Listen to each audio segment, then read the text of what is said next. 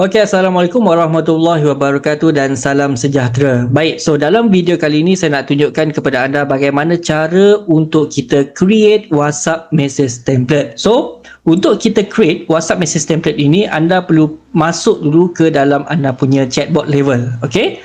So, dekat dalam chatbot level, anda pergi ke bahagian contents, lepas tu pergi ke message template. Alright, kemudian anda boleh klik pada button plus template dekat bahagian atas sebelah kanan ini.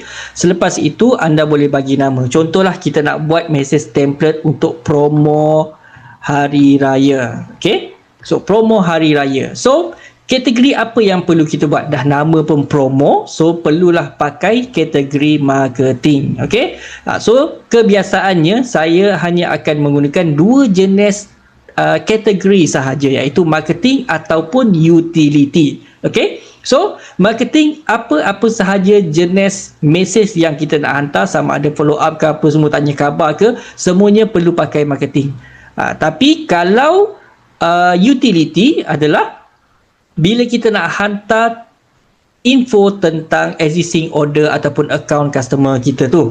So maksudnya kita nak hantar tracking number, kita nak hantar update tentang order dia yang lepas dan sebagainya, yang itu kita boleh menggunakan utility. So kenapa kita perlu memilih antara kategori marketing ataupun utility yang kita nak pakai ni? Sebab kos dia berbeza. Untuk marketing, kalau anda masuk ke dalam Meta punya platform, kita boleh pergi ke bahagian business.whatsapp.com/product/platform dash pricing. Okay, so dia akan keluar paparan macam ni lah, dan kita boleh select market sebab harga dia berbeza-beza juga based on kita punya market dan juga currency yang kita gunakan lah. So biasanya untuk registration kita akan gunakan US dollar. Okay, so sebab MYR dekat sini memang tak adalah, so paling ni pun kita akan pakai US dollar. Pakai yang mana-mana pun sama je sebenarnya, cost dia tu mungkinlah perbezaan dari segi turun naik ringgit tu saya tak pastilah, saya tak kaji pula yang bab benda tu kan.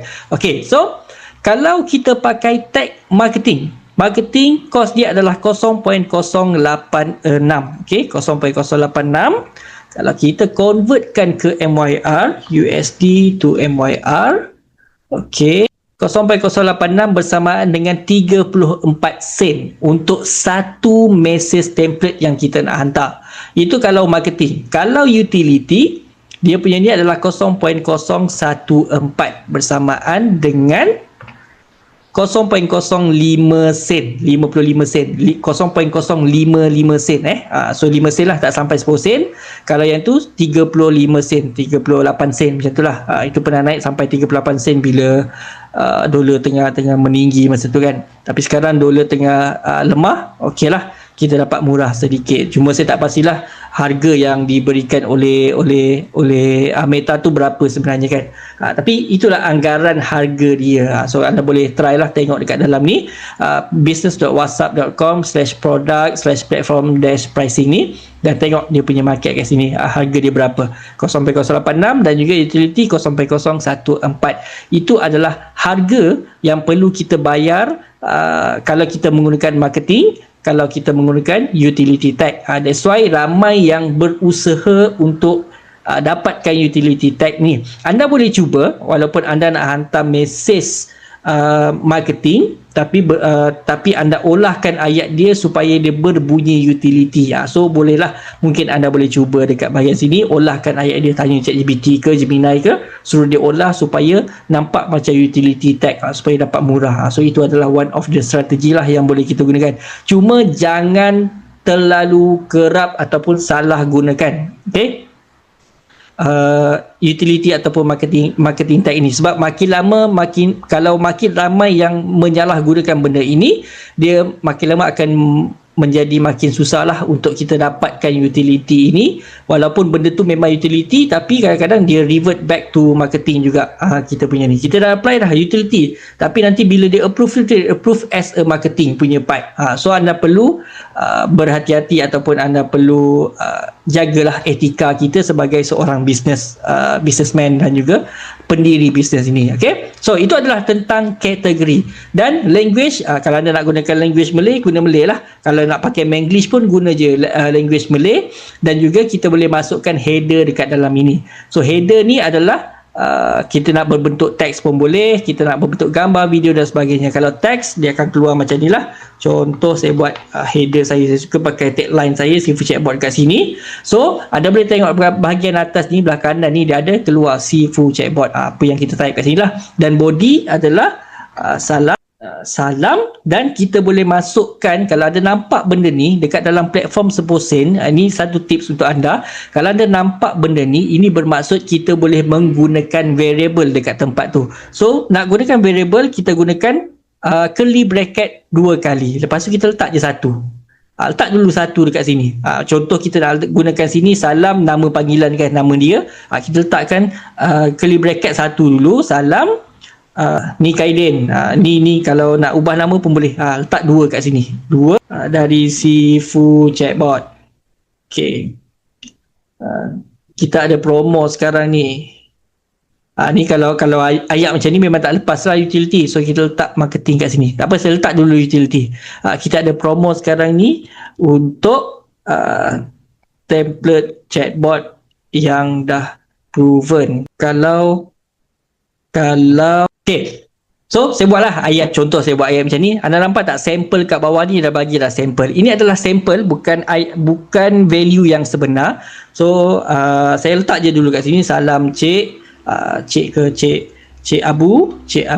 Lepas tu bawah ni saya letak nama saya Kaidin contohnya. So anda boleh tengok dekat bawah ni dia dah keluar salam Cik Abu, ni Kaidin dari Sifu Chatbot. Nampak tak variable yang ni dia dah tukarkan kepada value yang kita letak dekat sini lah. Tapi ini adalah example, sampel dahulu. Nanti bila kita nak pakai, baru kita boleh gunakan yang lain lah. Dia akan jadi variable as per kita punya data user kita tu nanti.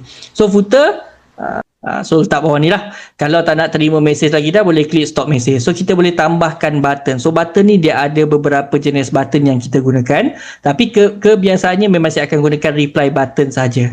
2 ni, learn more dan juga stop message saya. So sedikit tips, kalau kita broadcast kepada customer, tak kisah existing customer sekalipun, make sure anda letakkan button stop message saya ini supaya kita dapat kurangkan block rate, orang block kita punya nombor tu nanti. Sebab walaupun kita menggunakan WhatsApp Cloud API, tapi kalau ramai yang orang block kita punya nombor tu nanti, Meta akan block juga, akan ban juga nombor kita tu. So jangan ingat kita dah guna WhatsApp official API, kita dah bayar dia untuk buat broadcast, nombor kita tu kali ban. Tidak, sama sekali tidak. Anda perlu jaga juga anda punya blocking rate dan sebagainya, spam rate anda tu kan. So make sure best practice, letakkan button stop message saya ni. Nanti kita akan buatlah flow dia tu macam mana kita nak buat dekat dalam flow kita tu. Kita boleh connectkan dia. Ini adalah message template yang kita nak hantar dulu kepada Meta untuk dia approvekan sahaja dahulu. Ini belum lagi kita nak hantar kepada customer. Alright, so bila kita dah buat benda ni, okay, lepas tu kita boleh send to review. Dia apa saya bagi? Promo hari raya. Okay, send to review and then submitkan dia. Alright, so dia dah submit. So kita boleh tengok promo hari raya tadi. Okay, nampak tak? Kategori dia utility dan status dia adalah pending. So bila status dia pending, kita boleh check dia dengan klik pada button synchronize dekat sini. So kita klik dulu sampailah dia, nanti dia akan tukar kepada approve lah. Status tidak approve, barulah kita boleh guna dalam flow kita nanti. So untuk setup flow tu saya akan buat satu video yang khas yang barulah untuk anda. Saya tak nak panjang-panjang dalam video ni. Ini adalah cara untuk kita create dahulu message template. Alright, Assalamualaikum dan salam sejahtera.